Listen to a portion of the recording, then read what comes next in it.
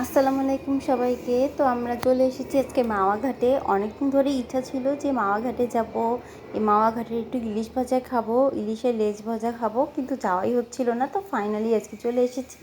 তো এই যে এটা কিন্তু সেই হিলসা প্রজেক্টটা, কিন্তু এটা কিন্তু এখন একদমই ফাঁকা পড়ে আছে। আর এখন আমরা চলে যাচ্ছি একদম মাওয়া ঘাটের কাছে। আর এগুলা হচ্ছে সব রেস্টুরেন্টগুলা, কিন্তু আমরা এখানে যাব না। এই যে দেখেন লোকগুলা কেমন করে ডাকছে, সামনে একদম চলে আসছে যাতে গাড়ি না চলতে পারে, কিন্তু আমরা এখানে যাব না। এখানে কিন্তু প্রাইসটাও বেশি নেয়, আর খাবারের মানও আমার কাছে অত বেশি ভালো লাগে না। তো দেখেন লোকগুলা কী করছে, সবারই একরকম, কারণ এখানে লোকজন একটু কমই আসে। তেমন যারা না জানে তারা আর কি এখানে আসে না, কারণ একদম মানে পুরো গলাটা কেটে রেখে দিবে। যাই হোক, তো এই তো আমরা এখন একদম সামনের দিকে চলে যাব। আর তার থেকে বড় কথা, এখানে টাকা তো বেশি নেয়, সেটা তো ঠিকই আছে। তবে আমরা শহরের বাইরে একটু যেতে চাচ্ছিলাম, একটু নদীর পাড়ে। এই যে দেখেন আমরা কিন্তু একটু নদীর পাড়ে চলে এসেছি, যেটা আমরা চাচ্ছিলাম। আর এখান থেকে এসে একটু চা খেলাম, আর এখন হচ্ছে ভিতরে ওই দিকে যাব। যেহেতু আমরা সন্ধ্যা সন্ধ্যা মানে 7টা সাড়ে 7টার দিকে এসেছিলাম, এর জন্য হালকা পাতলা একটু চাটা খেয়ে নিলাম আর কি। কিন্তু এখানে এসে তো আমি পুরাই অবাক, এটা তো একদম মাওয়া ঘাট না, এটা পুরাই মিনি কক্সবাজার হয়ে গেছে। মানে একদম কক্সবাজারকে যেমনভাবে আমরা সাজিয়ে, মানে মানুষজন সাজিয়ে তুলেছে, বা আমরা যেভাবে দেখে আসছি একদমই ঠিক তেমন। যেমন হচ্ছে কক্সবাজারের বার্মিস আচার, কক্সবাজারের চকলেট আছে, তেমনই কিন্তু সামুদ্রিক জিনিসপত্র আছে। মানে দেখে মনে হবে না এক মিনিটের জন্য যে এটা হচ্ছে মাওয়া ঘাট, দেখে মনে হবে যে এটা কক্সবাজার। তো যাই হোক, দেখে কিন্তু ভালোই লাগছিল, কারণ অনেক দিন কক্সবাজার যাই না।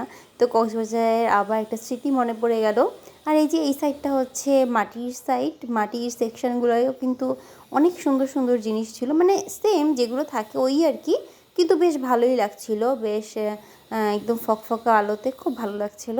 আরও বেতের কিছু জিনিস ছিল, কাঠের কিছু জিনিস ছিল টুকিটাকি।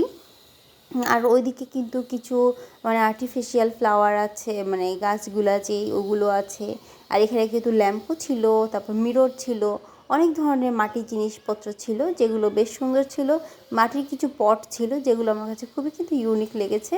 তবে মাটির জিনিসের একটাই আমার কাছে মানে কষ্ট মনে হয়, যেটা হচ্ছে মাটির অনেক মানে ভারী, অনেক হ্যাভি হয়। এর জন্য আর কি মাটির জিনিস আমার ইউজ করতে বেশি পছন্দ না। তবে আমি আমার বাসায় কিন্তু জগ একটা ইউজ করি, তো জগের পানিটা কিন্তু খুব ভালো থাকে। মানে গরমের সময় ঠান্ডা পানি, আর ঠান্ডার সময় কিন্তু হালকা উষ্ণ গরম পানি থাকে। আর ওই যে সামনে হচ্ছে নদী, আর কিন্তু নদীতে কিন্তু আপনার কক্সবাজারের মতন কিছু চেয়ারও দেওয়া আছে উপরে, ছাউনি মতন, মানে আপনারা চাইলে কিন্তু ওখানে বসে এনজয় করতে পারেন। তো আমরা আর ওই দিকটায় গেলাম না, আমরা এখন ওই দিকেই যাচ্ছি, কারণ ওখানটা একটু অন্ধকার বেশি। তো আমাদের মাছ কিন্তু চুজ করা হয়ে গেছে, আমরা এখন আমাদের মাছটা কাটছে, এখন আর কি রান্না করে আমাদেরকে খেতে দিবে। তো এইটাই ভালো লাগছে যে বাসা থাকলে তো নিজেকেই সব জোগাড়জাতি করে মানে রান্না বান্না করতে হয়, কিন্তু এখানে আমাদেরকে করে খাওয়াচ্ছে। আসলে ইলিশ মাছ ভাজা বা বেগুন ভাজা যে এত মচমচা হয়, এটা কিন্তু বাসায় কখনো খেয়ে মানে মানে বুঝিনি। কারণ বাসায় তো খাওয়ারও মানে রান্না করার কত ঘন্টা পর খেয়েছি, ওই স্বাদটা কখনো পাইনি, কিন্তু এখানে যেটা পেয়েছি। এখানে কিন্তু একটা সালাদ মাখাচ্ছে, যেটা হচ্ছে আচার দিয়ে, খুব মজা লেগেছে।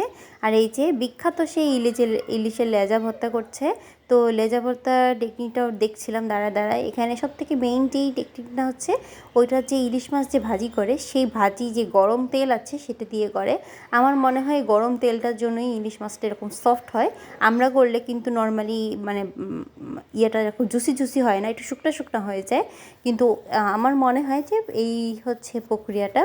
তো যাই হোক, এখানে কিন্তু ভর্তাও কিন্তু প্রায় হয়ে গেছে। আর এই যে আমাদের ভাত সার্ভ করে দিয়েছে, আমরা এখানে ভাত নিয়েছি, ওদের ভর্তা দিয়েছে, আর বেগুন, তারপর ইলিশ মাছ ভাজি, বেগুন, আর হচ্ছে সালাদ, আর হচ্ছে এই যে সালাদও নিয়ে নিয়েছি, আর এই যে লেজা ভর্তা নিয়ে নিয়েছি। তো এই দিয়ে আমরা খেয়ে নিব। খুবই মজার ছিল খাবারটা, খেয়ে খুবই শান্তি পেয়েছি। আর এই যে এখন আমরা চলে যাচ্ছি, যেহেতু বেশ রাত হয়ে গেছে, বেশি কিন্তু ভিড় ছিল না, আমরা বেশ তাড়াতাড়িই চলে আসি। আর রাতে কিন্তু মানে এরকম একটা পরিবেশ ঠিক ঢাকার বাইরে আসলেই আপনারা পাবেন, একদম নীরব। তো আজকে ভিডিওটা এখানেই শেষ করছি। সবাই ভালো থাকবেন, সুস্থ থাকবেন।